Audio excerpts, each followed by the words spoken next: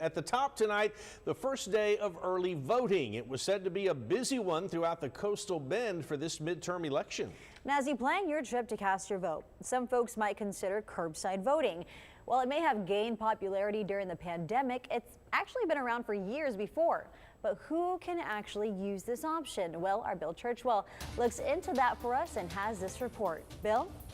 One local nonprofit wants to make sure those who might be hesitant to actually take part in the voting process because of a physical disability know they have options.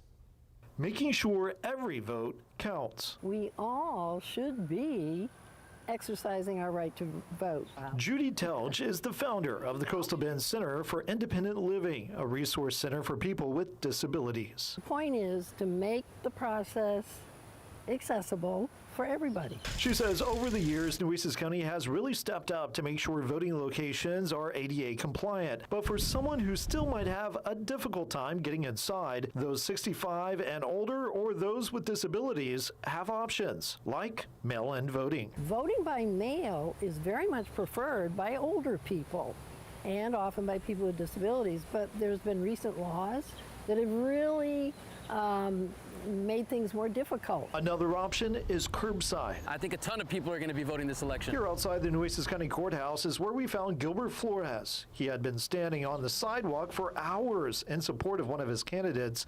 He has a pretty good idea of how many folks have been using the curbside option. There's a lot of people in Corpus Christi that are elderly, they're handicapped, so it really helps them out. You know, they don't even have to get out of their car. All people have to do is pull up to this side parking lot off La Pan Street and call a number posted to request a ballot. We found the same type of setup over in San Patricio County at the Portland Community Center. Let them vote from the privacy of their car, or if they are able to come into the polling place but they're not able to stand, we will take them directly to the front of the line. So who exactly can vote curbside? The answer? Any voter who is physically unable to enter the polling place can ask for an election officer to bring a ballot to the entrance or to a car parked at the curbside. It's been around for years.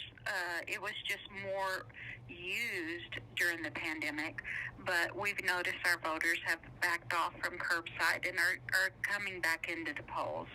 I think they like that thrill of getting out and coming in and voting. But keep in mind, curbside is a last resort in most cases and shouldn't be used because someone simply wants to skip the line.